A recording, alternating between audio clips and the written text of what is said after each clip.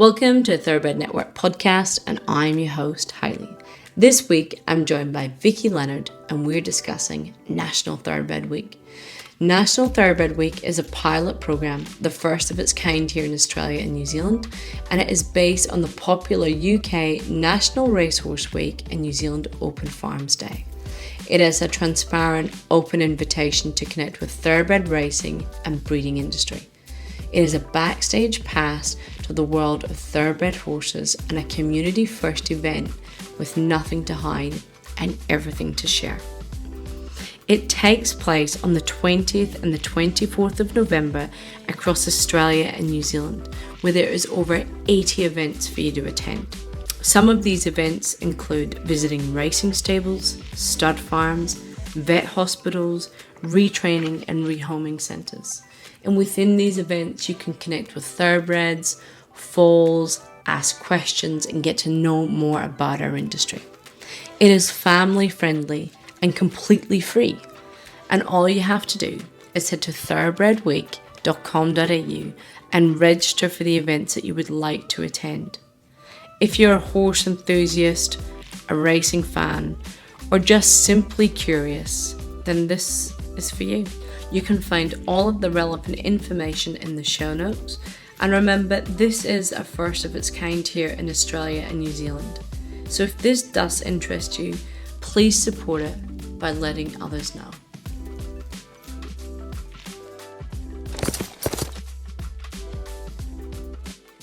Vicky Leonard, welcome to the Thoroughbred Network. Thanks for joining me. Thanks for having me on. Look, I specifically wanted to get you on because I know you're one of the many people behind National Thoroughbred Week. And for those who don't know anything about National Thoroughbred Week, it is rolling out on the 20th to the 25th of November across Australia and New Zealand. So Vic, for anyone that doesn't know, tell us a little bit about National Thoroughbred Week and what is the mission?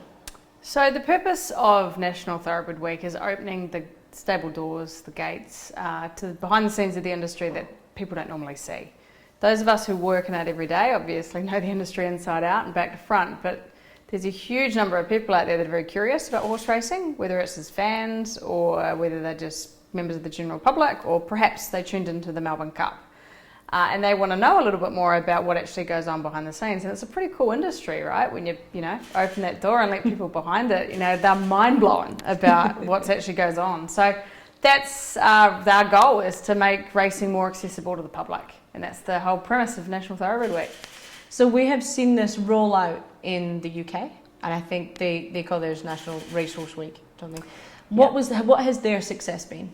Oh, so they've had terrific success. So they started about 5 or 6 years ago, and just as like we're going to have this year, it was a bit of small beginnings, and it's really growing. And they've got now 40,000 odd people come through during their National Racehorse Week each year, and they've got schools behind it and local communities, and the whole industry has really embraced it. So it's fantastic, really, about what it's grown to, and it really inspired us to see what we can do going forward. Year one's just a pilot. We're just seeing what works, seeing what doesn't work, and then we'll be able to pick it up a lot more from there.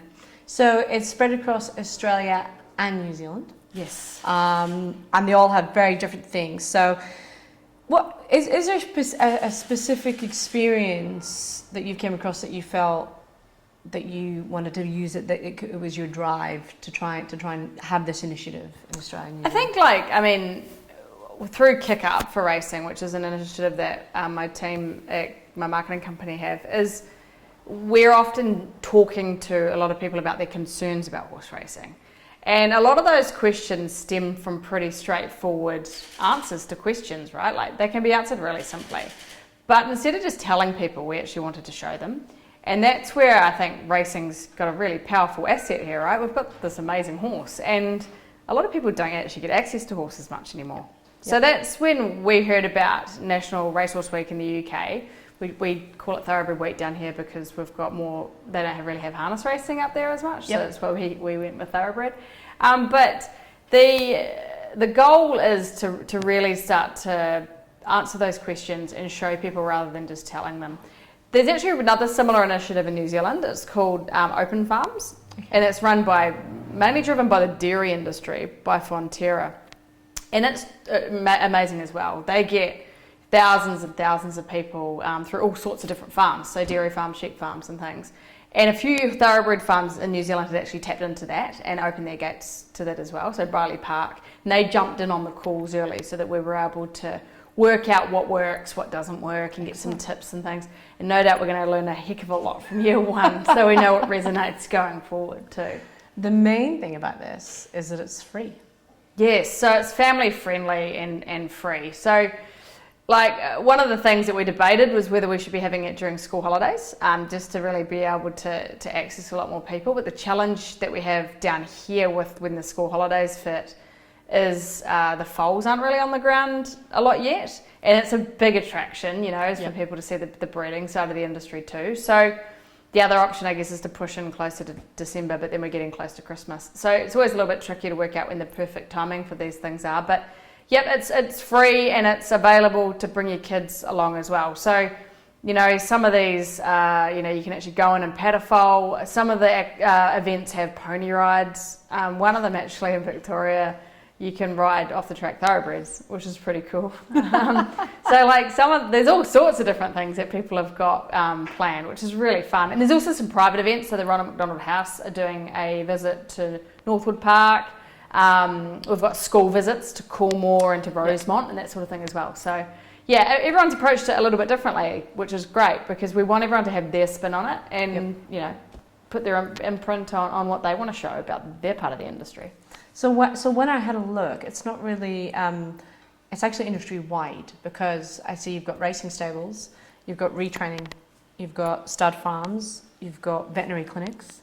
There's actually a couple of different avenues. I suppose it's for people who may be interested in seeing racehorses and seeing what their life is like, but maybe even for those younger kids, it's a bit more of an educational turn of being able to have a look at what sort of jobs are actually available within the industry for them as well. For sure, and there's a handbook for kids, which was kindly provided by Lindy Morris's thoroughbred industry career, so it's really cool. It's a little activity book for kids to be able to do and work through, and there's a big emphasis on education through it all as well. It's pretty cool. I think a lot of people in the industry probably haven't been behind the scenes of a veterinary hospital before, and those tours booked up really quickly. Which is cool, and I want to go and see the genetics research.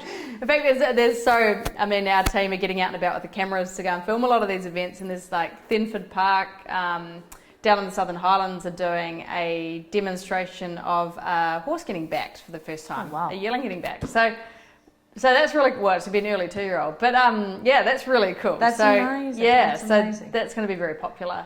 I think especially because there's not a lot of people would know, but breaking in, there's a lot of people use different skill sets to break in, and a lot of people have different systems as well. So I think even if you were to go and see one of them, it would also be great to try and see a couple. Yes. And you'd probably learn quite a few. So talk to me about who's some of you, for those sort of fans that are out and going, give me some of your bigger names that have got involved. So if there's what sort of trainers, sort of stud farms, who's all involved in the initiative? Yeah, so from a trainer perspective, Kieran Mars got really involved in 3 different locations. Gay and Adrian's tour was booked up in about a day. And Chris Waller's got 2 events going on. Yep. So, it's great to have those big name trainers, really get behind it for year one. But then we've got a lot of the major stud farms. So Yulong, a lot of people have never visited Yulong because it's quite a new farm. Yep. And they're going to have foals up in their paddocks and show the stallions off. And then, of course, the Arrowfields and a lot of the farms on the Hunter, which is cool. But what's really fun is in New Zealand, you've got Cambridge Stud, who've got their heritage centre. So they've got this amazing museum. I have never seen it. It's incredible. Amazing. It's amazing. What they've set up there is really amazing. Because it is open, isn't it? You can go and visit it. Yeah, I think it's by appointment, and so to have this sort of opportunity for people to go in and have a proper tour is pretty special. And that's basically the history of their farm. Yeah, it's amazing. So it goes through everything Sir Patrick set up, and it tells the story of the Hogans, just beautifully, and it goes right through. And then there's a huge, big, sort of life-size version of I think it's a Bill. not Sir Tristram. I think it's Veal. I should know that. But it's really cool. But that's yeah. They very much modelled it similar to the Coolmore. The Coolmore Museum, yeah, which because is Scott Calder was amazing. involved with building both. So yeah, really cool. And so the general public have the opportunity to go in there and have a look at that. So yeah, exactly. when you actually announced this, what was the reaction of the industry? Like, what was trainers and stud farms? What was their original thought when you brought this to their attention? I think a lot of people were just like, gosh, how do we do this? Like, how do we open it up? And I think when we just said, like, year one's a pilot, right? We're going to just try stuff out. So it doesn't have to be big. So year one, we've kept the numbers of the tours quite tight, just so that people can see what's connecting and what's going to work. And then hopefully we can grow it from there. But overall, very, very positive. Like, I can't speak highly enough of like Racing Victoria, who have, just done everything they possibly can to make sure it's a success, and that's reflected in the numbers. Almost every event in Victoria is booked up. New Zealand, have been terrific. They've got about, 25 events right across the country. Very much the involvement of the local racing jurisdiction has had a big impact on how successful that area is going to be. We don't have that support in New South Wales, which is disappointing.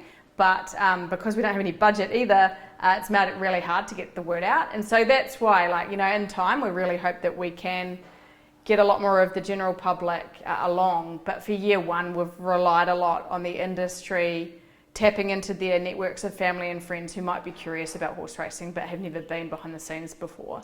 I sort of see it like a rung effect where we'll start around the core of the industry and go to our family and friends, and then hopefully each year we can just expand and get more into the sanctums of people that actually don't have any touch points with racing at all.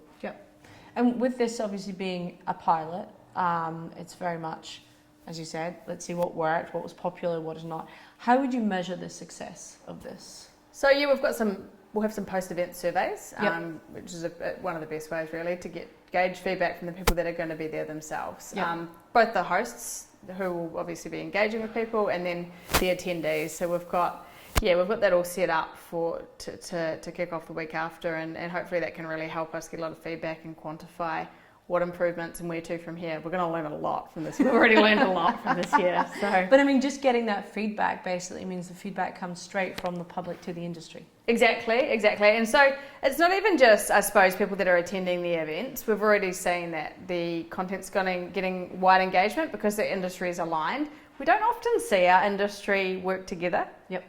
And so it's really cool to see that despite the fact that our leadership might be opposed in areas, the industry still wants to roll up its sleeves and work together to get something achieved. And that's including New Zealand as well. So we haven't really ever seen this sort of New Zealand collaboration with Australia on this scale. And it's cool. And it's been fun. Like, it's a really positive project to be working on, which is great. So talk to me about the events. How many events are there in total between Australia and New Zealand? So there's around 80. There are also a bunch more that are sort of combined events. So some of them are at a racetrack where there's multiple trainers or multiple things happening. So they will combine into being one event. But there's stuff everywhere. So in every state there's at least one thing open. And so that's geographical spread because Australia is a very large landmass. That's and something we'll be looking more towards next year is how we can hit some of those more regional spots that are to bring something at least local to everybody. But there's events everywhere and lots of different, as I said, a big range. What's been quite cool is seeing venues partner up with other companies. So for example, Musk Creek's partnered up with Prime Thoroughbreds. Oh, super. So their tours also, they've actually just expanded because they've filled up, and quite a few have done this actually. Once they've been filled, they've been we'll do another 20 or another 30 people. Amazing. So they've got Joe there talking about ownership, and that's really cool. I think to add that extra depth to some of these tours. So it's not just people going it alone, but they're able to work together. That's fantastic. Yeah, really cool. That is fantastic. Is there any standout collaborations that you're really happy or really proud of that came to the party? The best collaboration is probably the Southern Highlands. The Southern Highlands, like Shire District, their tourism group have been phenomenal. And they're really proud of the horse industry in the Southern Highlands. So they've gotten right behind it, and they've even got like an area at the Bong Bong picnics for National Thoroughbred Week. Amazing, because their meeting is on Friday. Correct, which on is Friday. like, so like she timed them beautifully. So they've really embraced it, and so the Southern Highlands events all coordinated their schedules beautifully together, so that like people can actually go to multiple events in the area. Yep. Whereas that alignment didn't really work in some other jurisdictions. So there's a few clashes, which makes so if people wanted to visit more than one event, they'd struggle. But yeah, I'd have to say I think the Southern Highlands is a beautiful little blueprint for how a region can work together, and that's probably been a really good learning is how we can work with that region to do. It's kind of like micro sections everywhere that link together. Yeah, exactly. Like, I mean, you know what it's like. A lot of the major farms and the trainers do tend to be in a similar region. So whether it's Seymour or the Hunter, so it's really cool to have them align a bit more. Trying to get as much footprint through the door as we can to different places. Yeah. So I'm imagining when I have a look at all of these events, so we've got events that are, because we've got foals in the ground, so we're right in the middle of breeding season. So those who would go to a stud tour would be able to see those gorgeous little faces. Yeah, so I mean, like that's going to be really fun, I think, for people to get up close and personal with the foals. And you know what it's like at this time of year? We're sort of, we're nearing the end of November. You get a lot of them that are particularly friendly, particularly the foals of the famous mares. Like they know they're special. Everybody's came to visit them. Exactly. Yeah, so having some snuggles with some foals is going to be pretty fun for a lot of people. The stallions are looking their best. Amazing. Will there be some stallion parades, or will they just be able to see where they live? What would be their...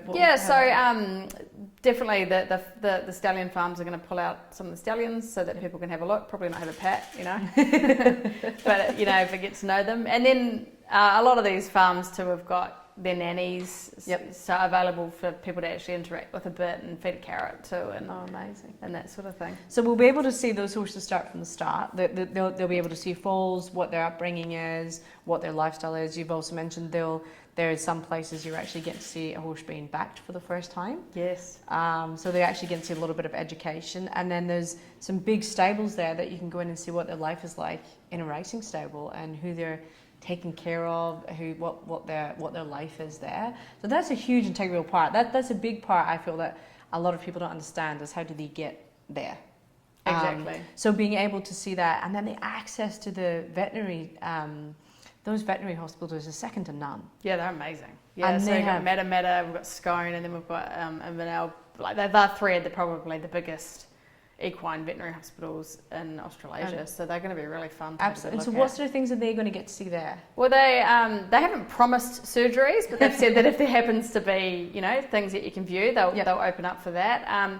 But a lot of it will be checking out their ICU, seeing the equipment, just seeing the process and what goes on behind the scenes. Of course, there will be, they're working hospitals. Yes. So there's going to be, a lot of things going on. But yeah, a lot of it's more, I suppose just seeing, like in a human hospital, that equine equivalent. So yeah, the behind the scenes access is pretty awesome. I think that's it, because what a lot of people probably don't understand, and I got a lovely reminder of this in the last couple of months when my horse was in ICU, but the health care that animals get, I mean, it does come with a price tag, but I had to take mine into ICU, into one of our big veterinary hospitals in the last couple of weeks. We had him in the box, and by the time I'd walked him in, I'd had a specialist, 2 interns come and check him over. His blood was taken, and I had my blood result within 15 minutes. Yeah, well, how long would that take if it was you? Do you know, forever. I'd be on the phones and do you have my results? And I could be dead by the time someone calls me from Health New South Wales, but whereas... Exactly. And I couldn't believe it, I had him in the hospital, he was in the box, and within 15 minutes we had basically, because at the time my horse was presenting with colic, but we couldn't understand why, but we had some sort of diagnostic in front of us within 15 minutes of walking in there. So I think if that happened to me in 15 minutes when I walked in there, if you been able to take people to these vet hospitals with all the patients that they've got, there'd be so many interesting things for them to look at that come from young horses to older horses to anything that comes across. And I think that would be a really educational place, especially people who are having a look at getting involved in the industry and might not necessarily ride or necessarily be that interested in the day-to-day of running a racing stable, but are really interested in the care and the veterinary. Exactly, yeah, to see what goes on there, because it is, it's pretty amazing. Absolutely what these horses get access to. Now, so the registration process was to come onto your website and then you got to register for free. How many spaces was there in each sort of event? Yeah, so it depended a little bit. Like Woodlands, allowed 300, but I think they're full now. So yeah, it just depended. Like a lot of people wanted that more private tour. Yep. So some of them because of the privacy and access to areas have limited it to perhaps 10 or 20 people. Yep. Just the actual logistics of getting people through. Yep. But we wanted as many diverse different options as well for year one to try out and see what works. And so next year, hopefully, we can expand the scope for some of these and the RSVP numbers. But yeah, if you jump on the website, thoroughbredweek.com.au or .co.nz for the Kiwis, you can see, just pop in your postcode and see what's nearby. It was so easy. Yeah, it's a good way to sort of fantastic. Again, that's because the UK really helped us with what works, which is cool.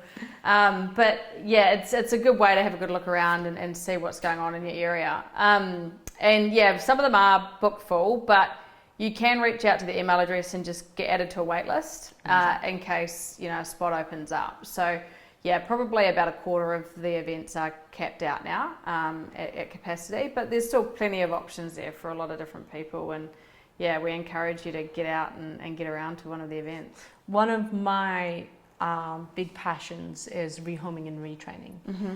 Is there options on there for people to go and get involved in that? Yeah, some really cool events actually with some retrainers.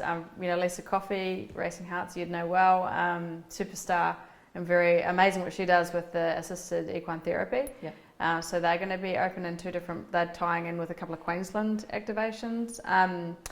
Then, down in Wodonga, there's JW Equestrian. You've got Abbey Performance Horses. There's places open all around the country, which is really nice to see. So those that serves a couple of purposes.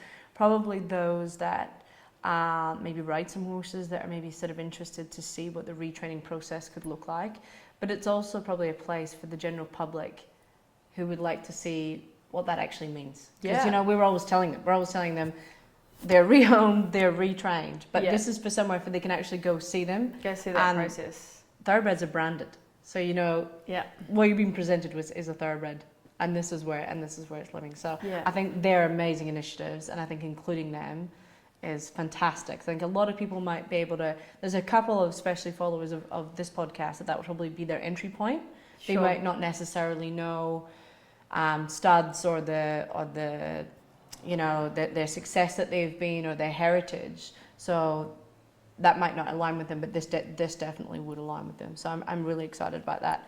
Like if there was an unlimited budget, if it just fell from the sky and landed on your lap, where do you think this could go? How could this grow? I'd love to see in 5 years' time, the UK are sort of getting 50,000 through. I can't see why we can't get 100,000 through, Get them in the door. Well, the thing that horse racing is very much part of the cultural fabric of Australia. And these days, we don't have much interaction with horses, on a day-to-day basis. You and I do, but it's because we've made it part of our lives. For most people, a horse might as well be a zoo creature. And so we want this to really be able to be the touch point for people to be able to access horse racing easily. Yep. And not just the glitz and the glamour that everyone sees, right? There's so much more to it than that. And in fact, what you're seeing there on those race days is just 1% of what's actually going on. So I'd love just to see it, it get bigger, have the hosts have a great experience this first time. And then we can brainstorm and see how we can open up more and more venues and make it more accessible so that, in 5 years' time we look back and this is a week where the thoroughbreds really celebrated all across Australia and New Zealand for everything that they do. Amazing. You've got a lot of initiatives going. What keeps you motivated to keep championing our industry? Well, I think what I love about the industry is what a lot of people don't get to see and don't have access to. And so it's easy to get frustrated with them misinterpreting or seeing negativity that might be put out by somebody who's not aligned with the racing industry and believing it. But of course they're going to believe it because they don't know. Like, we haven't actually made the industry accessible to many people. And it's it's 2025. Like, we need to be transparent. We have to be open, and that's what all, I suppose, the initiatives that I get behind and are driving is hoping to achieve. Is we don't need to be this industry closed off in a bubble where we just promote these big days and don't show all the other things that are going on, because the other things that are going on for a lot of people are the exciting part. And they are the really cool stories behind the scenes, right? So that's what I think we need to be proud of and put our shoulders back and really showcase. And so a lot of what we're doing, whether it's through Kick Up or whether it's through National Thoroughbred Week, or even a lot of the promotions for clients, it's making racing more open, more accessible and available to the everyday person, because the more normalised and accessible it becomes, the more people are going to be able to get involved. And I'd love to see, in 40 years' time, like, racing's as mainstream in terms of accessibility as, going to the local 40 match. Vic, those, for any of our listeners, those that can and maybe also cannot attend, is there any other ways, how would you like to see anyone support the National Thoroughbred Week? Yeah, I mean, even just sharing our content on socials right now, because we're just getting started, is a great help. But because that helps us reach another demographic of people that we normally wouldn't have spoken to. So that's a really, really big help. If anybody's quite enjoys making content, love you to pull out your phone and head along to one of these events and actually do a little reel or a story that can get out there. But we're always looking for volunteers. We're looking for support. We need sponsors. So this year it's not something we've chased very hard because we had to get off the ground first, but going forward, we'll be looking for sponsorship to make this a more sustainable event and able to, actually grow as we get bigger and look forward. Amazing. Vic, thank you so much for joining us to discuss this, because it's a huge passion and I'm so excited to be able to share it with more people and let them know. Everything about Thoroughbred will be in the show notes. So I'll be adding all the links, the dates, social media, and anything else that everybody needs. But we really appreciate this, and we're so excited to be able to have a chat to you about this and be able to talk to you before it's officially happened. And I can't wait to catch up with you again when it's happened and we're continuing to grow it. Thank you so much for your support.